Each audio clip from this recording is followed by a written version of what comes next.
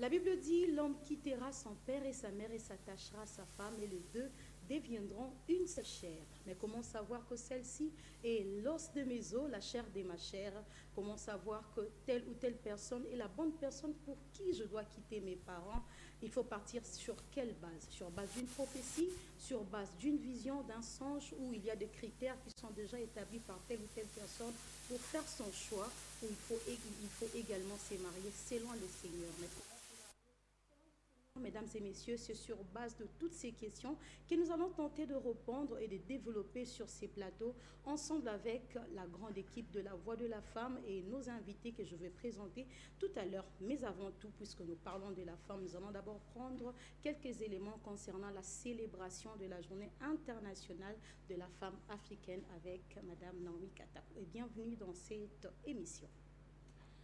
Ok, à titre d'information, l'humanité a commémoré la journée du 31 juillet, la célébration de la journée internationale de la femme africaine sous les termes l'égalité aujourd'hui pour une Afrique stable et pour l'année 2022 représente une étape importante dans les efforts visant à promouvoir et protéger le droit des femmes tant au niveau mondial que continental. Et cette année marque la 60e anniversaire de la Journée internationale de la femme africaine. Et cependant, il faut retenir que la journée a été instituée officiellement le 31 juillet 1962 à Dar es Salaam, à Tanzanie, lorsque les femmes originaires de tous les pays du continent d'Afrique s'étaient réunies pour la première fois et étaient mises sur pied une organisation appelée Conférence des femmes africaines. Et cette dynamique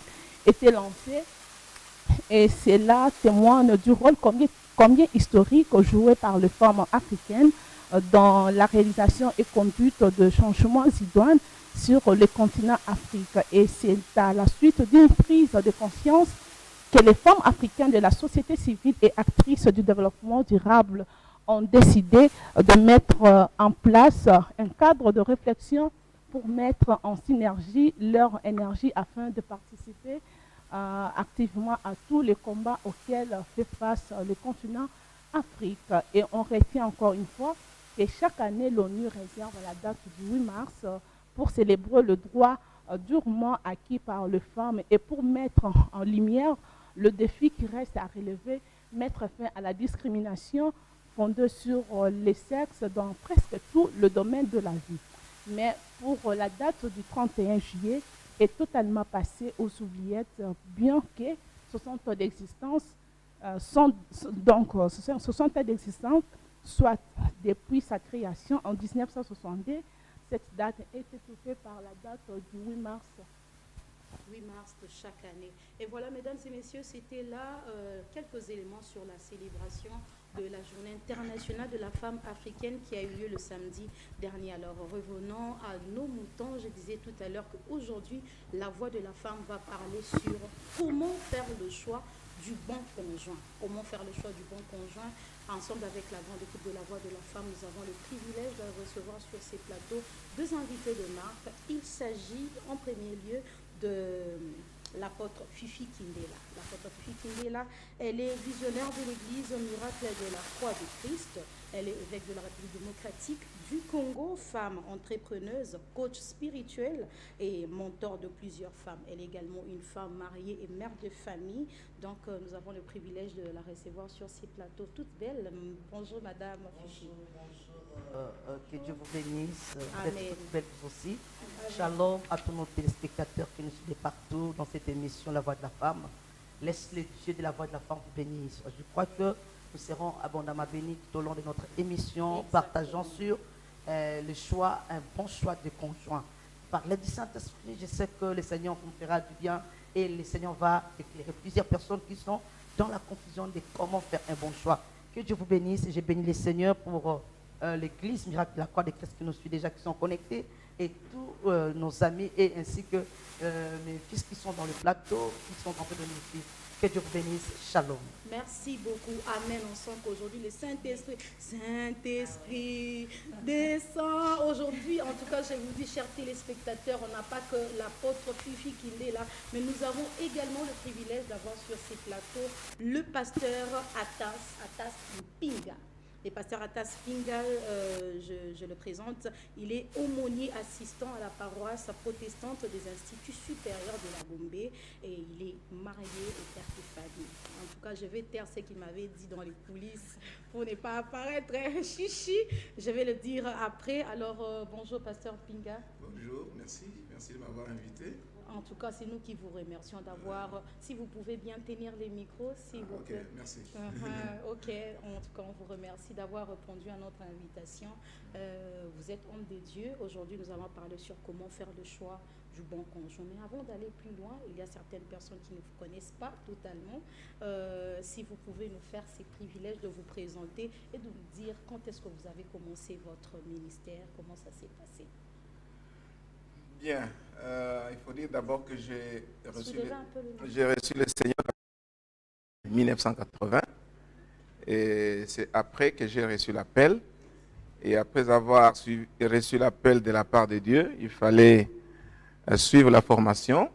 C'est que j'ai commencé 3 ans plus tard et il fallait que je fasse mes études théologiques.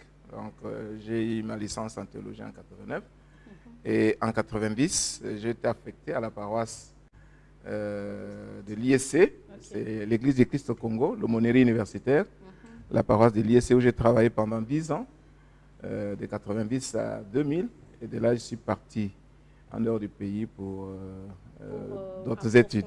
Ouais. En tout cas, et ça se passe bien avec le Seigneur. Hein? Oui, ça se passe bien avec tout ce qu'il y a comme problème dans la vie, mais le Seigneur nous soutient et il nous fortifie. Alors, Amen. je le suis... va descendre. Oui. Je disais que je suis rentré après quelques années, donc 17 ans après, je suis rentré et j'ai repris le ministère dans la même paroisse qui est dirigée par le docteur Kawata. Ouais, nous sommes à 2, moi je suis son assistant.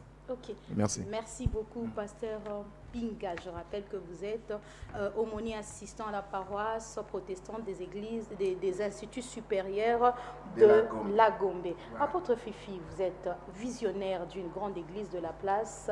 Alors, dites-nous en tout cas, comment le Seigneur a pu vous avoir comme sa servante? C'était, en tout cas, l'ange était descendu ou c'était par vision? Comment ça s'est passé également avec vous? Merci. Servir le Seigneur, c'est d'abord une vocation, comme a dit l'homme de Dieu, les pasteurs. Donc, on reçoit d'abord la vocation, donc l'appel authentique, comme on dit, du Seigneur. Et après, qu'on va perfectionner par la connaissance des Torah, donc étudier la Bible, parce que la Bible, c'est la science. Et toute science, on l'étudie, on s'informe par rapport à ça. C'est depuis 1994 que j'ai reçu le Seigneur, gloire au Seigneur. Et après 3 ans, comme je ne sais pas comment est-ce qu'on s'est retrouvés, après 3 ans, et j'ai commencé à servir. Anna, merci. Oui. J'ai commencé à servir étant prédicatrice de la parole. C'est comme ça, c'est parti. Et après quelques années, je suis partie dans l'autre cieux pour faire 20 ans après. Et je suis revenue il y a 2 ans à Kinshasa pour servir mon pays et bénir, n'est-ce pas, mon peuple. Voilà. Gloire au Seigneur, en tout cas. Après l'émission, vous allez prier pour nous. Ok. Alors, chers téléspectateurs, avant d'entrer dans notre sujet, nous allons d'abord prendre la partie analyse avec Madame Sarah Kindela. Et juste après, on va continuer avec la série questions et réponses avec nos invités. Madame Sarah. Alors, merci beaucoup, Madame Clarisse, pour la parole. Aujourd'hui, nous allons faire l'analyse sur ces sujets qui est tellement immense et complexe d'ailleurs, exactement. sur comment faire le bon choix du conjoint. Alors, dans l'analyse, on va prendre 2 volets qui est donc l'analyse psychologique et l'analyse biblique. Donc, on va partir de la psychologie et de la Bible. On va essayer de ramener ce que nous avons fait comme enquête, comme étude sur ces grands sujets et complexes. Donc, voilà, je vais prendre comme ça l'analyse psychologique qui dit: la relation amoureuse étant au cœur de bien-être et de nos projets de vie, il s'avère essentiel de prendre le temps afin de faire le bon choix. Selon cette clinique psychologique, les relations amoureuses contribuent à renforcer notre identité et déterminent ce qui compte réellement pour nous. Alors, selon toujours cette clinique-là, la question à se poser avant de prendre soit son conjoint ou sa conjointe, c'est que cherchons-nous en amour entre les hommes et les femmes? Qu'est-ce qu'on cherche en amour? Et selon toujours cette clinique psychologique, il a donné 5 critères de sélection du parfait conjoint, donc qui est de valeurs communes. Il y a les besoins de présence, il y a les intérêts communs, les traits de personnalité et puis l'attirance physique. Et nous allons prendre encore cette partie de la Bible qui nous dit alors, dans le livre de Genèse, la Bible présente le couple formé par Dieu lui-même, qui est l'auteur de l'union entre l'homme et la femme. Donc nous savons que le premier mariage, la première union de personnes était dans le jardin d'Éden entre Adam et Ève. Alors Dieu lui-même est l'auteur du mariage. Donc il est le mieux placé pour aider à faire le bon choix avec assurance. En tant que Père et amour, Dieu, il nous donne des pistes afin de nous permettre de faire le bon choix et de vivre une vie de couple épanouie. Et selon la Bible, le bon choix sera donc le choix qui respecte les critères dictés par Dieu lui-même. Donc, dans le cadre du mariage, nous avons les critères principaux dictés par Dieu lui-même, qui est donc l'homme ou la femme doit être né de nouveau. Et notre choix doit se reposer sur les fondements spirituels. À part ça, il faut une conviction profonde de la personne, du conjoint ou de la conjointe que vous voulez avoir dans votre vie pour continuer votre vie.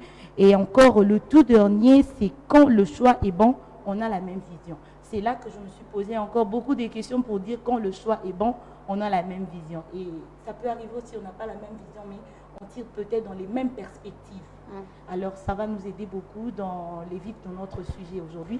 Je crois que c'est tout, Madame Clarisse, pour l'analyse de ce jour. Merci beaucoup, Sarah Kindel. Alors, je m'en vais vers les pasteurs Pinga. Pasteur Pinga, on parle sur le comment faire le choix du bon conjoint. Mais la première question qu'on se demande d'abord, comment savoir?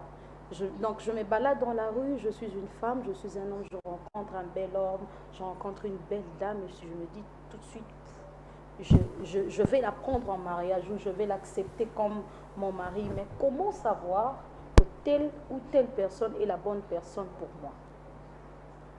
Bien, avant d'aller au choix, il y a des principes qu'il faut connaître. Il faut savoir d'abord que le mariage vient de Dieu. Okay. C'est Dieu qui a dit, il n'est pas bon que l'homme soit seul, je lui ferai une aide semblable à lui. Donc l'homme n'a pas dit, Dieu, je suis seul, cherche-moi une femme. Il n'avait pas cette conscience-là. Il était inconscient. Et c'est Dieu qui a dit, il n'est pas bon que l'homme soit seul. Alors, il faut savoir que le mariage, c'est une institution divine et nous devons respecter les principes qui sont liés au mariage. Alors, quand Dieu a créé l'homme et la femme, il les a mis ensemble, c'est pour qu'ils vivent ensemble pendant toute leur vie. Il faut savoir que le mariage est indissoluble et que si je m'engage avec une personne, je dois vivre avec lui jusqu'à la fin de nos jours. Ça, c'est très important. Cela doit nous accompagner quand nous voulons faire le choix. Ouais, quand nous voulons faire le choix, il faut savoir cela. Alors, quelqu'un a dit dans la vie qu'il y a des grandes décisions que l'homme doit avoir dans sa vie. La première décision, c'est celle de choisir Jésus dans sa vie, de recevoir Jésus dans sa vie comme Seigneur et Sauveur personnel. Et la deuxième décision, c'est celle de choisir son conjoint. Donc, il faut faire très attention quand on doit choisir une femme ou quand on doit choisir un homme avec lequel on doit vivre. Donc, il faut partir sur... il faut partir de ces principes-là fondamentaux. De cette institution divine.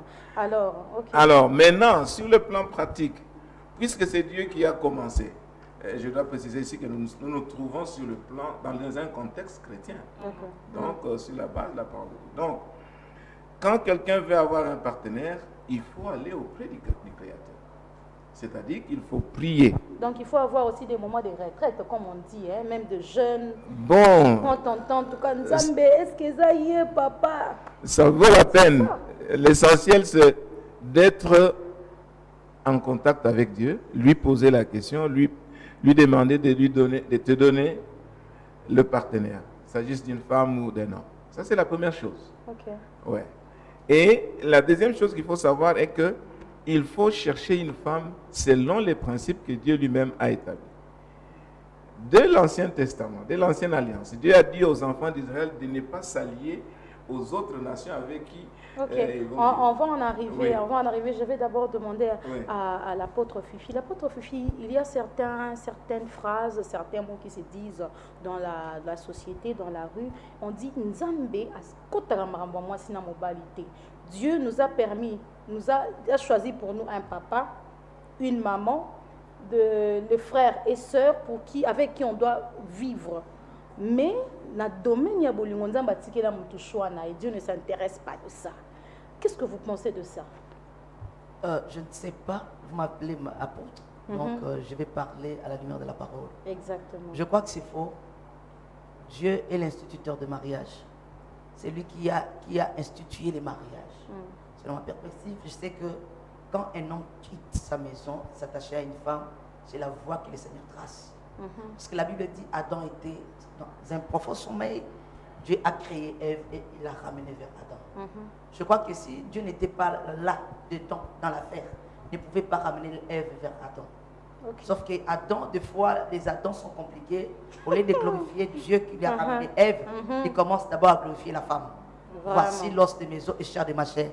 Si c'était moi, Adam, je pouvais dire merci Seigneur parce que tu m'as ramené l'os de mes os et chair de ma chair, ma ressemblance. Mais Adam, au lieu de glorifier Dieu par rapport à ce que Dieu lui a donné, il commence à glorifier la femme. C'est là où provient toute chose. Et c'est là où le serpent vit que la femme alors est importante pour l'homme.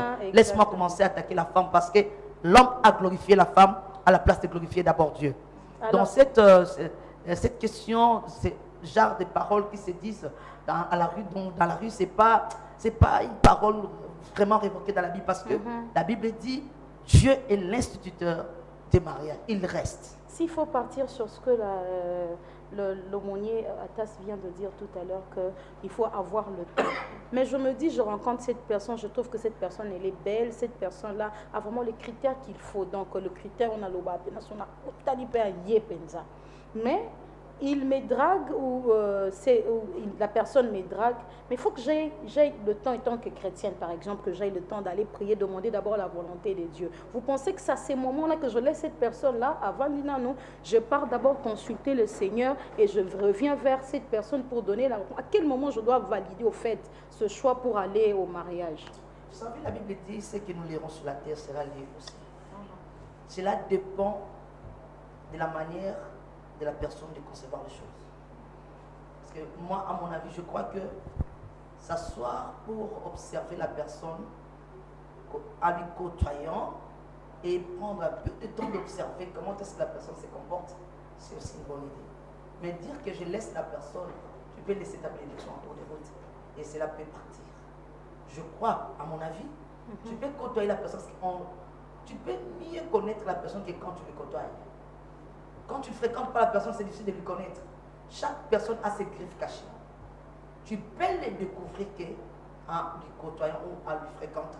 C'est comme ça que tu vas découvrir, il a tel comportement, il a tel ou tel comportement. Parce que franchement, je vous dis, même si tu pars demander à Dieu dans les retraites, Dieu te dit que c'est lui, il a des griffes qu'il a cachées. Même dans la maison, les griffes sortiront. Tu diras, la meilleure manière de connaître la personne, fréquente-lui, mais tu le fréquentes, tu te préserves aussi pour ne pas abuser. Je vois, pasteur. Oui, je voudrais revenir sur la parole là qui est dite. Je pense que quand on est chrétien, on est né de nouveau, il n'y a pas une partie de sa vie qui est cachée à Dieu. La Bible dit, tu aimeras l'Éternel ton Dieu de tout ton cœur, de toute ton âme, et de toute ta force, de toute ton intelligence. Je pense que quand on est enfant de Dieu, chaque détail de notre vie est consacré à l'Éternel. Okay. Donc, le domaine de l'amour ou le domaine de mariage ne peut pas être caché parce que c'est Dieu qui l'a institué. Exactement. Tout ce que nous faisons doit être soumis à Dieu. Okay. Donc, cette parole-là, ce n'est pas une parole à prendre en considération. Non, ça, ce sont des paroles de la... Alors moi, j'aimerais demander à l'aumônier Atas, quels sont les critères non négociables du choix d'un bon conjoint? Là, on est en train de parler, il faut côtoyer cette personne, il faut. Ouais. Mais après, qu'est-ce qu'on peut faire, soit quelles sont les choses évidentes qu'on doit mettre en place pour le choix du bon conjoint? Merci beaucoup. À mon humble avis, il y a des choses qui ne sont pas négociables. La première chose est qu'il faut avoir prié. Il faut demander à Dieu. Ça, c'est la première chose. Parce que tu es enfant de Dieu, tu peux faire quelque chose, tu demandes à ton Père. Ça, c'est un. Maintenant, sur les critères, la première chose, c'est la nouvelle naissance. La personne avec laquelle je veux vivre toute ma vie doit être une personne qui est née de nouveau. Ça, c'est la première chose. Deuxième chose, cette personne doit avoir la même vision que moi. Ouais. Parce que si vous n'allez pas vous mettre ensemble, si vous n'êtes pas d'accord, c'est ce que la Bible dit. Deux personnes ne marchent pas ensemble s'ils ne se mettent pas d'accord. Se mettre d'accord dans toutes les choses. La Bible dit que je lui ferai une aide semblable à lui. Il y a des choses qui doivent coller au fait. Je vais lui faire une aide qui est convenable, une aide qui est appropriée, une aide qui convient. C'est comme un puzzle. C'est comme un puzzle. Il y a plusieurs parties. Alors, vous devez rassembler les parties de puzzle, vous devez les mettre ensemble. Donc, ça doit convenir. Donc, la femme vient pour être convenable à l'homme. Il vient pour être approprié à l'homme. Il vient pour l'aider. Elle ne vient pas pour le détruire. Donc ça, c'est très important. Il faut avoir la même vision, la même conception de la vie. C'est très important. On ne peut pas négocier là-dessus. Okay. Alors, un autre critère non négociable, c'est sur le plan spirituel aussi. Et là, je vois la doctrine, je vois la personne qu'on adore. On adore Dieu, c'est quel Dieu qu'on adore. Si vous adorez deux dieux différents, ou vous avez une mauvaise compréhension, une compréhension différente de Dieu, ça va vous poser des problèmes. Okay. Vous devez avoir, c'est ce que Dieu dit, que n'allez pas chez les autres là, ils ont leur Dieu, ne citez même pas les noms de leur Dieu, c'est ce que la Bible dit. Donc ça c'est vraiment très très important. Ouais, il faut considérer. Alors, l'aumônier Atas, vous venez de soulever un peu là sur la doctrine. Oui. Alors, comment faire pour régler cette histoire-là de doctrine? Donc, s'il faut épouser, je dois épouser seulement la personne avec qui on partage la même église, ou bien nous allons assister dans notre église, chaque jour, par exemple, le réveil catholique, ou bien il faut seulement rester dans cette doctrine, ou bien il faut aller aussi chrétien, tu peux aller épouser la personne de Kimbanguiste, la personne qui prie chez les musulmans, ou bien il faut se marier seulement entre nous, réveil, oui, ici je ne fais pas mention des confessions religieuses. Je ne fais pas mention des différences de dénominations. Non, je parle de la doctrine biblique qui est orthodoxe. Vous voyez? La doctrine biblique qui est orthodoxe, c'est-à-dire vous avez la même croyance. Vous avez la même croyance, vous avez la même façon de comprendre le Père, le Fils et le Saint-Esprit, et vous avez même les mêmes pratiques qui sont données par la parole de Dieu. Donc, à ce moment-là, vous pouvez vous marier. Je ne vais pas parler ici des confessions parce que ça soulève beaucoup oui, de mais questions. quel est votre avis au fait? Qu'est-ce qu'il faut faire? Comment régler?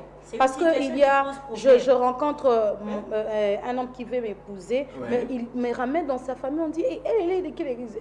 Amta témoin, y était. Entre Bissot. Mais à ces moments-là, vous étant homme de Dieu, quelle est la solution qu'il faut trouver? Oui, c'est ce que je dis. Je reviens toujours à la parole de Dieu.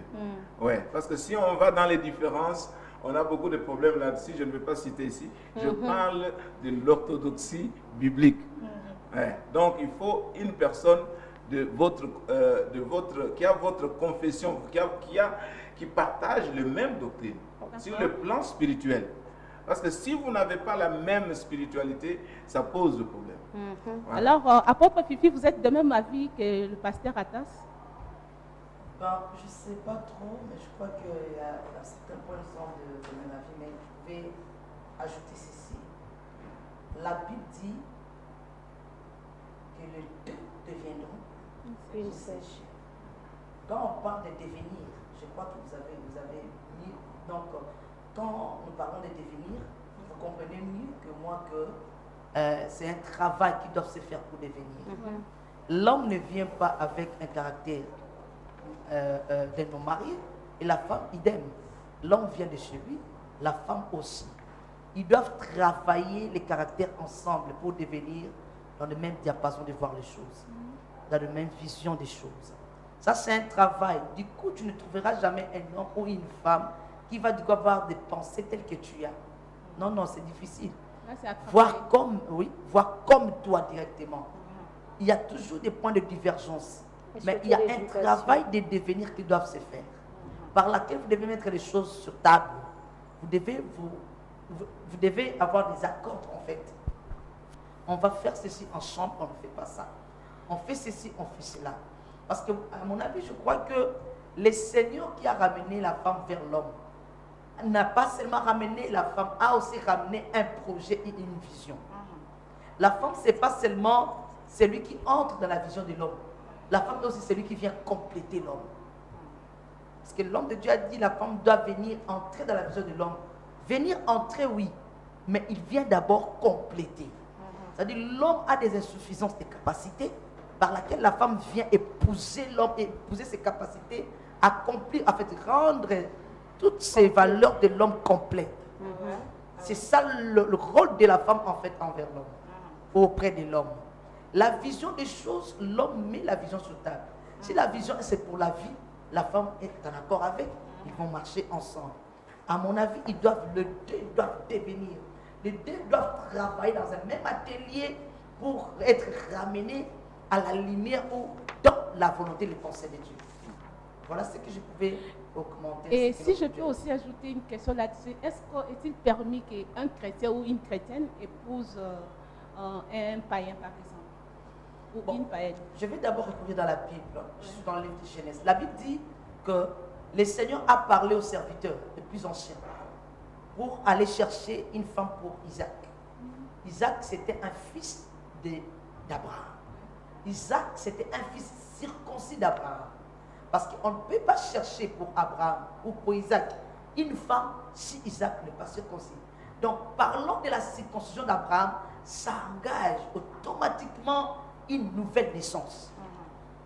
Parce que la Bible dit dans le temps réel ou dans la nouvelle alliance, ce ne sera plus la circoncision de la chair, mais c'est la circoncision du cœur.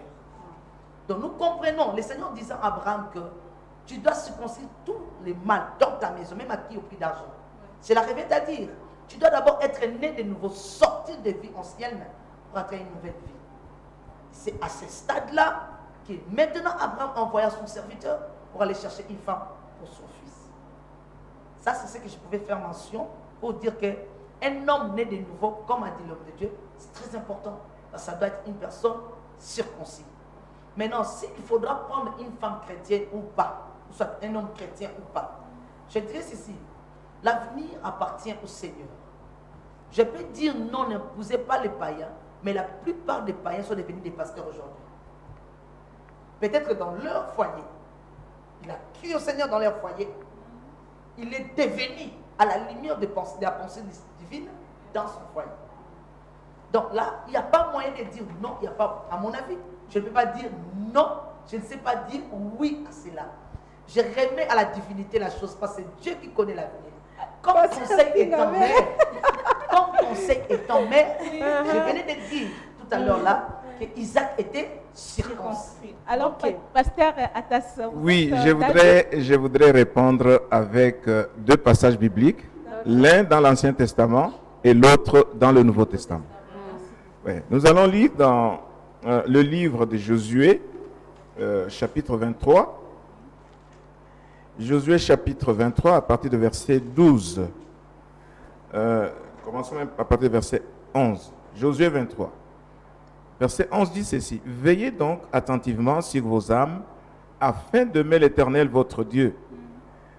Verset 12. Si vous vous détournez et que vous vous attachez au reste de ces nations qui sont demeurées parmi vous, si vous vous unissez avec elles par des mariages, et si vous formez ensemble des relations, soyez certains que l'Éternel votre Dieu ne continuera pas à chasser ces nations devant vous, mais elles seront pour vous un filet et un piège, un fouet dans vos côtés et des épines dans vos yeux. jusqu'à ce que vous ayez péri de dessus de bons pays que l'Éternel, votre Dieu, vous a donnés. Donc, ici nous sommes dans l'Ancien Testament. Dieu ne permet pas aux enfants d'Israël d'aller épouser les incirconcis, comme l'a dit notre apôtre. Oui. Donc, il ne veut pas que ces enfants aillent se marier avec les autres nations. Pourquoi? Parce que ces nations ont leur Dieu, ils vont entraîner leurs enfants dans l'idolâtrie. Mais pasteur, avant d'arriver là, mais nous avons vu Moïse, non? Moïse est allé épouser une femme éthiopienne. Oui. Chose que les enfants d'Israël, c'est pas bon, Myriam et Aaron. C'est en train de murmurer pourquoi Moïse est allé, il a laissé le peuple que Dieu avait choisi pour Israël, lui est allé pour les Hébreux, lui il est allé chercher une autre femme. Oui, justement. Oui. Je pense que les hommes sont toujours libres de poser les actes selon leur bon plaisir, parce que Dieu a donné aux hommes la liberté. Mais la loi de Dieu, elle est là. Et cette loi a été donnée pour notre bonheur, pour que nous soyons heureux. Parce que quand nous lisons dans Deutéronome, on dit, si vous obéissez, hein, c'est pour votre bonheur, c'est pour que vous puissiez... Le deuxième passage. Oui, le deuxième passage, c'est dans le livre des Corinthiens. Là, nous sommes dans le Nouveau Testament, nous pouvons bien comprendre ce que le Seigneur dit. 2 Corinthiens chapitre 6, verset 14. Là, nous lisons ceci. Ne vous mettez pas avec les infidèles sous un joug étranger. Car quel rapport y a-t-il entre la justice et l'iniquité? Ou qu'y a-t-il de commun entre la lumière et les ténèbres? Quel accord y a-t-il entre Christ et Bélial? Ou quelle part a le fidèle avec l'infidèle? Quel rapport y a-t-il entre le temple de Dieu et les idoles? Car nous sommes les temples de Dieu vivant, comme Dieu l'a dit. J'habiterai et je marcherai au milieu d'eux, je serai leur Dieu et ils seront mon peuple. Donc, à ce niveau-là, nous voyons que Dieu ne veut pas qu'il y ait ce mixage-là entre le chrétien et le païen.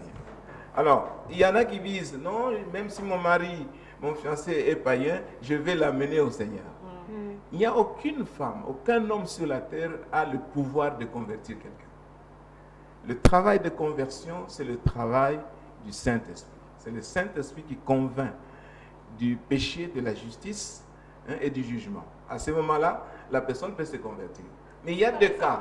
Moi, j'entre dans la retraite pour prier pour que mon homme ou la femme soit convertie dans le Seigneur. Le problème, ce n'est pas ce qui est possible. Ce qui est possible, ça va venir, ça dépend de la souveraineté de Dieu. Et je pense que c'est là où l'apôtre a abordé. La souveraineté de Dieu ne le concerne que lui-même. Nous, à notre niveau, en tant qu'enfants de Dieu, nous obéissons à ce que la parole de Dieu nous dit de faire. La parole de Dieu recommande que celui qui est dans la lumière n'épouse pas celui qui est dans les ténèbres. Ne peut pas aller épouser celui qui est dans les ténèbres, et il n'y a pas de rapport entre le fidèle et l'infidèle. Si la personne dit, voilà, il y a telle fille, elle s'est mariée à un païen et après quelques temps, le païen s'est converti. Ça, c'est son problème. Et ça dépend de l'amour de Dieu, de la souveraineté de Dieu, mais ce n'est pas une loi. Okay. La loi est que les circoncis se marient entre eux. Ok, après ça faut quelque chose à rajouter. Justement, dans ces mêmes ordres d'idées, j'ai pris un passage biblique dans le livre de Genèse chapitre 34, versets 3 à 4. La Bible dit, son cœur s'attacha à Dina, fille de Jacob. Il aima la jeune fille, et sut parler à son cœur. Et Shichem dit à Hamor, son père, donne-moi cette jeune fille pour femme. Donc ici, on raconte l'histoire de Dina, la fille de Léa. On dit que Dina, il y avait un prince de Shichem qui a aimé la fille, donc Dina, parce qu'il était incirconcis. Au lieu d'attendre le moment pour avoir Dina comme femme dans des normes, comme la Bible nous dit, payer la dot. Mais comme étant incirconcis, n'a pas pu donner cet honneur-là à Dina, elle a violé Dina. Voilà pourquoi nous les chrétiens, par exemple, nous les pasteurs, nous disons non au mariage des païens et des chrétiens. Parce que les païens ne savent pas honorer la sémence ou la grâce que portent les enfants de Dieu. Dina était une fille d'Israël. C'est une fille qui est dans l'alliance d'Abraham. Mais comme Shichem, le prince de Shichem, n'avait pas été circoncis, il était païen totalement, parce qu'on parlait tout à l'heure là que Ce n'est plus la circoncision de la chair, c'est la circoncision du cœur. Alors, quelqu'un qui n'est pas né de nouveau ne sera pas respecté. Il ne saura pas te prendre à tes justes valeurs, il ne saura pas respecter tes valeurs intrinsèques. Il va chercher à abuser de toi, à abuser de ta grâce, à abuser de tes valeurs que Dieu a mises à toi. Voilà pourquoi on dit, c'est pas tellement bon. En fait, je ne suis pas là pour condamner ceux-là qui ont fait le choix des femmes païennes ou des hommes païens. Mais je suis en train de conseiller comme étant matriarche. C'est pas trop bien d'aller dans un mariage par lequel il y a des alliances différentes. Parce que là, tes valeurs ne seront pas respectées et on ne te prendra pas dans ta juste valeur. C'est mieux pour toi de chercher à avoir quelqu'un. Il ne va pas être pasteur ou apôtre comme moi, par exemple. Mais il peut néanmoins avoir Jésus dans sa vie comme Seigneur et Sauveur. Apôtre Fifi, s'il vous plaît, je vais un peu vous arracher la parole. Vous savez, il y a beaucoup de gens, il y a même certaines personnes qui appellent déjà, mes chers téléspectateurs, il faut écrire. L'apôtre, je vais partir sur base de ce que vous venez de dire tout à l'heure. En tout cas, vous conseillez, et c'est écrit même, c'est biblique, il faut avoir un né de nouveau. Mais aujourd'hui, on rencontre plusieurs nés de nouveau qui ne pratiquent pas cette vie de chrétienté. Donc, je me dis, j'accepte cet homme parce que c'est un né de nouveau. Mais c'est un monsieur qui prend de l'alcool abusivement, qui fréquente de boîtes de nuit. Un monsieur qui est infidèle d'abord à moi, à cette étape du fiançailles. Donc, quelqu'un qui ne me respecte pas, donc qui n'a pas de valeur au fait, mais qui est né de nouveau. À ce moment-là, qu'est-ce que je dois faire? Donc, cette question revient à vous et au pasteur Pinga. Naître de nouveau, c'est passer la croix. Parce que quand on dit naître de nouveau, c'est avoir une nouvelle naissance. Croire au Seigneur, c'est convertir. Ce n'est pas le fait de passer seulement dans les eaux de baptême. Ce n'est pas le fait d'être là à l'église auprès d'un homme de Dieu. Ce n'est pas le fait de faire la modération, mais c'est la conversion. C'est un travail qui fait quitter de l'ordinaire une personne à l'extraordinaire. C'est un travail qui fait quitter de l'ombre une personne dans la lumière du jour. C'est un travail qui fait traverser quelqu'un la croix. Ça veut dire les choses anciennes sont passées. C'est là où on parle d'une nouvelle naissance. Ça veut dire tu es mort en Christ et ressuscité avec Christ. Celui qui est né de nouveau ne peut pas avoir encore le goût de l'alcool en lui. Parce qu'il est né de nouveau. Il est mort, hier était mort, aujourd'hui il est ressuscité. Comprenez cela? Okay. Quand nous voyons ces différences, il y en a plein. C'est ça le problème, même tout ça. On a des païens qui sont bien éduqués, qui pratiquent des valeurs. On a pasteur, mais il y a des païens. On a chrétien, un modérateur, il y a des païens. Donc moi je dirais tout simplement, il n'y a pas la nouvelle naissance dans ces gens. Il n'y a pas de nouvelle naissance, parce que quand il y a nouvelle naissance, ce genre de comportement ne peut plus exister dans la vie des gens. Pasteur Pinga, votre avis avant de donner Je suis tout à fait d'accord avec l'apôtre, parce que aujourd'hui il y a trop de confusion à ce qu'on appelle chrétien. Il y a des gens qui s'appellent chrétiens tout simplement parce qu'ils ont été baptisés quelque part. Mais il n'y a pas de changement dans la vie. Et quand il s'agit du mariage, de choix, c'est pourquoi d'ailleurs on a besoin de temps de fiançailles. Il faut connaître cette personne, comment il se comporte, comment il vit, quelle est son attitude vis-à-vis des femmes. Il vient de quelle famille? Comment il a vécu? Et cette personne, est-ce qu'il a du respect? Est-ce qu'il respecte la parole de Dieu? Est-ce qu'il craint Dieu?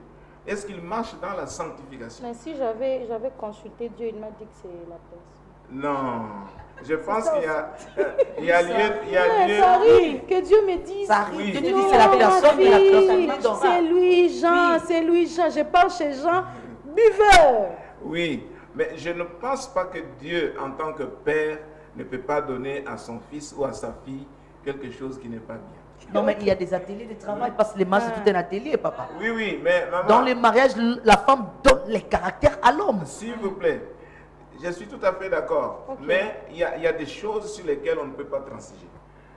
Je sais, par exemple, que Dieu a demandé à Osée d'aller épouser une prostituée. Ça, c'est la souveraineté de Dieu dans sa stratégie pédagogique. Pédagogique. Mais pour le moment, il faudra que cela soit établi, que ça vienne de la part de Dieu. Okay. Il faut que cela soit établi. Parce que le mariage, c'est une institution divine. On doit être très sérieux là-dessus. Et surtout pour nos filles qui veulent se marier. Surtout quand l'âge est déjà avancé. Le premier il se présente, on l'accepte.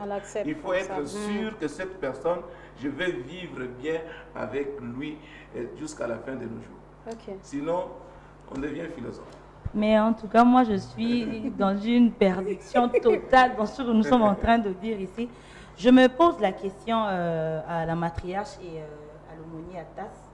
Il y a des couples où l'homme n'est pas chrétien, ni la femme chrétienne. Mais tu sens l'harmonie dans ce couple-là. C'est comme s'ils respectaient brièvement ce que Dieu a dit.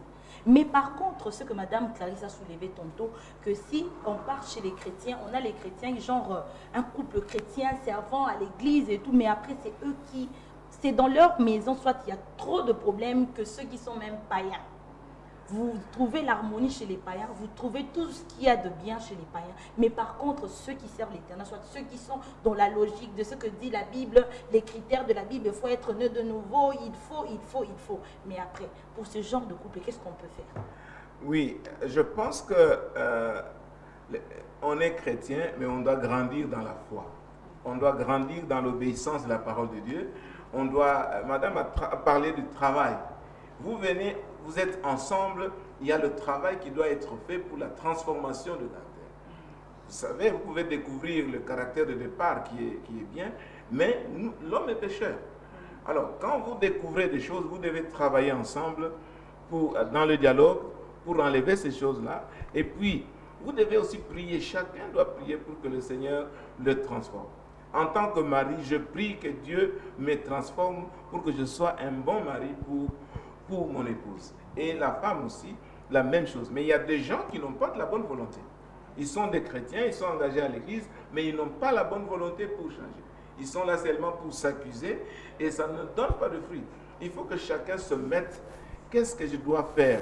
Qu'est-ce qui est dans mon pouvoir pour que je puisse avoir un couple harmonieux? Quelle est la vision que j'ai de mon foyer? Qu'est-ce que je dois faire pour qu'il y ait la paix, le bonheur dans mon foyer? Je dois m'engager à respecter mon épouse. Je dois m'engager à faire des choses qui apportent la paix, qui apportent l'amour dans le foyer. Ok, voilà. Merci beaucoup. Madame Naomi. L'aumônier plutôt Atas et Madame l'apôtre Fifi. À la question du caractère et de l'éducation, c'est important dans le choix du conjoint. Alors, est-ce qu'il faut accepter cette personne qui, des fois, vous êtes avec lui dans le couple, mais la personne là, il ne sait absolument pas gérer sa colère. Soit il est facile à lancer des gros mots là-dedans, le mot là, le sang par exemple. Est-ce qu'il faut accepter une telle personne, mal bien que c'est la volonté de dire, mais c'est une personne qui n'arrive pas à gérer vraiment sa colère? Moi, je pouvais répondre à cette question. Je vais lire. Je suis dans Genèse chapitre 24. Verset 14, la Bible dit que la jeune fille à laquelle je dirais, penche ta cruche, je t'ai pris pour que je boive et qui répondra bois, et je donnerai aussi à boire à tes chameaux, soit celle que tu as destinée à ton serviteur Isaac. Là, on nous démontre des critères de caractère. Les restes des choses, ce sont des émotions qui arrivent et qui peuvent aussi être passagères. Parce que le mariage, je vous ai dit au départ, on doit devenir. Parlant de devenir, Dieu lui-même a fait mention qu'il n'est pas du tout, totalement, ce que tu veux. Mais ils doivent devenir. Ça veut dire, tu dois assumer de lui aider à parvenir à un niveau par lequel ce ne sera plus un problème entre vous deux. Vous n'aurez plus de problèmes des émotions, vous n'aurez plus de problèmes de compréhension.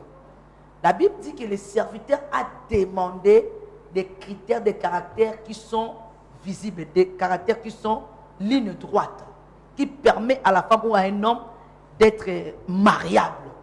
Ces caractères-là, quand ça se retrouve dans l'homme ou dans la femme, des caractères mariables en fait, des grandes lignes, les restes, la colère qui ne sait pas se ressaisir, qui ne sait pas, qui lance des gros mots pendant son état de crise, de nervosité, ce sont des choses que tu peux bien travailler dans l'homme ou dans la femme, afin qu'ils deviennent par rapport à ce que tu es en train de penser. Parce que l'homme, avant le mariage, n'a pas l'éducation du mariage. Ok. La femme, avant les mariages, n'a pas aussi l'éducation des mariages. Les mariages, ce n'est pas les conseils qu'on donne aux parents. C'est tout un atelier, c'est tout un carrefour par lequel tu auras l'expérience personnelle. Parce que le conseil de ta mère, ça vous aidera en grande ligne. Mais ton mari n'a pas les comportements de ton père. Le conseil de ton père t'aidera en grande ligne. Mais ton mari n'a pas les comportements de ton père ou ta femme n'a pas les comportements de ta mère. Merci Donc beaucoup. chaque personne aura sa dignité par rapport à ce qu'il donne comme énergie pour aider son conjoint à devenir comme une seule chair. Merci Donc, beaucoup, là, il faut accepter Matrièche. cette personne-là. Mais il faut accepter la personne telle qu'il est. Il vient dans sa famille, il a reçu son éducation, il a sa manière de voir les choses, il a aussi sa manière de concevoir les choses. Et tu dois l'accepter parce que tu as déjà dit oui, tu ne sais pas renoncer à Merci ta beaucoup, décision. Matrièche. En tout cas, l'avant-dernière question, je vais la poser d'abord à Lomoni Atas. Aujourd'hui, et surtout en Afrique, hein, il y a un sérieux problème lié à l'âge. On dit par exemple, moi c'est à 10 ans qu'on les gagne, moi c'est non mon élève. Oh, une fille de 30, de 20 ans qui épouse un homme de 60 ans. Cette histoire de l'écart d'âge, en tout cas, puisque nous sommes basés sur la parole de Dieu, c'est marié selon les modèles du Christ. Comment il faut gérer ça? Ça, c'est un problème sérieux. Je pense que ça dépend d'abord d'une personne à l'autre. L'écart d'âge, on ne peut pas déterminer, on ne peut pas fixer cela, mais tout dépend d'une personne à l'autre. Si je dois donner des conseils, il est établi généralement que les hommes sont plus âgés que les femmes. Pour quelles raisons? Je pense que la femme acquiert la maturité sociale et morale plus que l'homme. Et puis même sur le plan physiologique, la femme se développe plus que l'homme. Et puis, il y a cet aspect de la soumission, de la femme à l'homme qui fait qu'il faut que la femme soit aussi dans une position où elle doit se soumettre à son mari. Alors, les cas où les femmes sont plus âgées que les hommes, là aussi c'est un problème. Là, les conseils que je peux donner, je ne peux pas... Un homme qui aime, il aime, même si la femme est plus âgée que lui, mais je ne conseille pas un grand écart d'âge de la femme sur l'homme. Okay. Parce que la tendance générale dans la société, c'est quoi? L'homme qui est moins âgé que la femme, peut-être 10 ans. Et à la longue, l'homme va trouver que non, la femme n'est plus... plus belle et tout ça. Il va commencer à suivre les jeunes filles de son âge. Ok. Ouais, mais un écart quand même modéré, 2 ans, 3 ans, 4 ans, je pense que c'est acceptable. L'apôtre Fifi, votre mot parce que nous chutons. Pourvu que les deux se mettent d'accord. Ouais. Et dans le sens contraire aussi, un grand écart entre l'homme et la femme, ce n'est pas aussi bien. Dans le sens, un homme de 60 ans qui épouse une fille de 20 ans qui a son âge, l'âge de ses enfants et tout ça.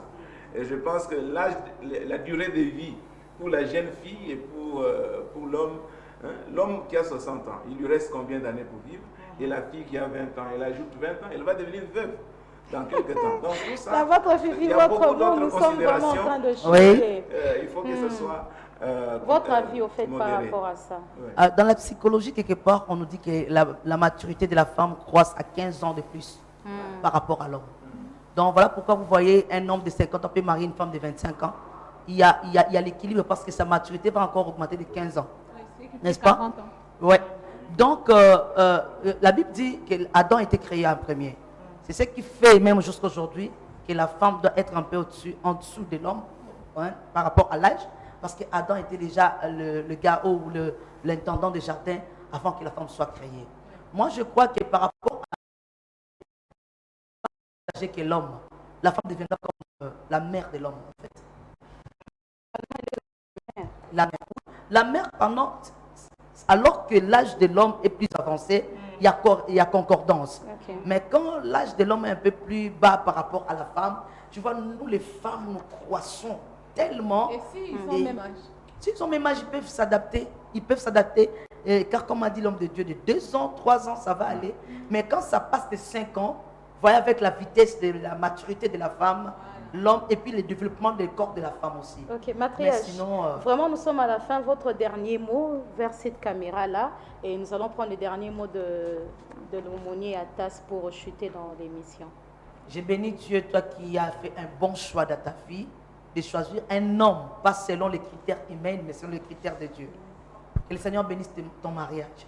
Je crois que c'est là qui sont encore dans l'étape de faire le choix. Voilà, des conseils viennent d'être donnés. Suivez ces conseils, vous ne serez pas déçus. Je n'aimerais vraiment pas vous voir demain ou le lendemain détruire votre mariage, votre couple, à cause des différences. Toi qui es dans le foyer, mets-toi à la taille de ton homme, mets-toi à la taille de ta femme. Chaque personne a ses idées. Je crois que vous êtes venus vivre ensemble pour partager et unifier vos pensées afin d'être encore plus efficace pour relever les grands défis de la destinée. Que Dieu vous bénisse.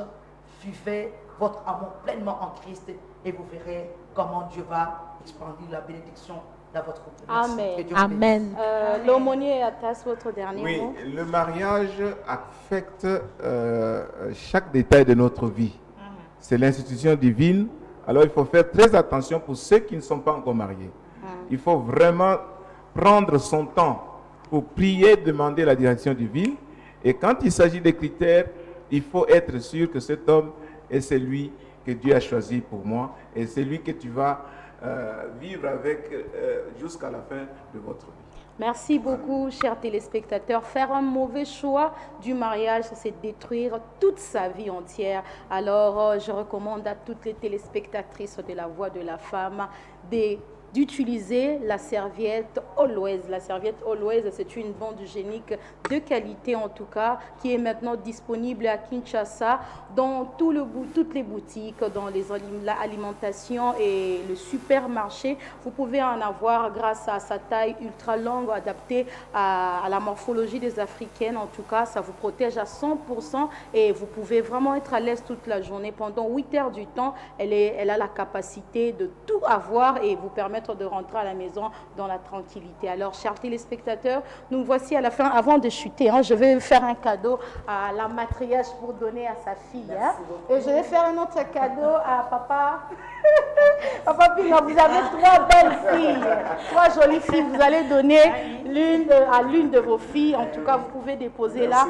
Chers téléspectateurs, nous sommes vraiment à la fin de notre émission. Merci à vous de nous avoir suivis et l'habitude de nous écrire en lieu, place, de nous appeler. Nous tenons à dire merci à toute l'équipe technique de La Voix de la Femme, à l'instar de Olivier Maui là derrière les caméras, à Tom Sonzakimwena derrière aussi les autres caméras. Un grand merci à Lix Missa qui était à la réalisation et à la régie finale. Nous disons merci à tous nos collaborateurs et partenaires de La Voix de la Femme, à l'instar de Always, à Benzed Picture. Un grand merci à Vision ITTV et un grand merci à JLK Fashion Wax qui nous a aidé avec cette table et la décoration, pour ne pas citer l'autre partenaire qui va vraiment finir le travail de la décoration. Ainsi, nous disons un grand merci également à Anna Makeup qui a pour habitude de nous sublimer, en tout cas dans toutes les émissions. Un grand merci à toi, Anna Makeup, et gros bisous. Nous disons un grand merci à la hiérarchie de la maison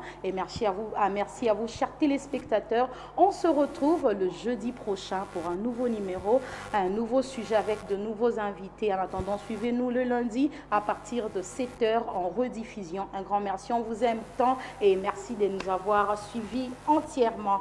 Merci beaucoup à nos invités. Papa Pinga, merci.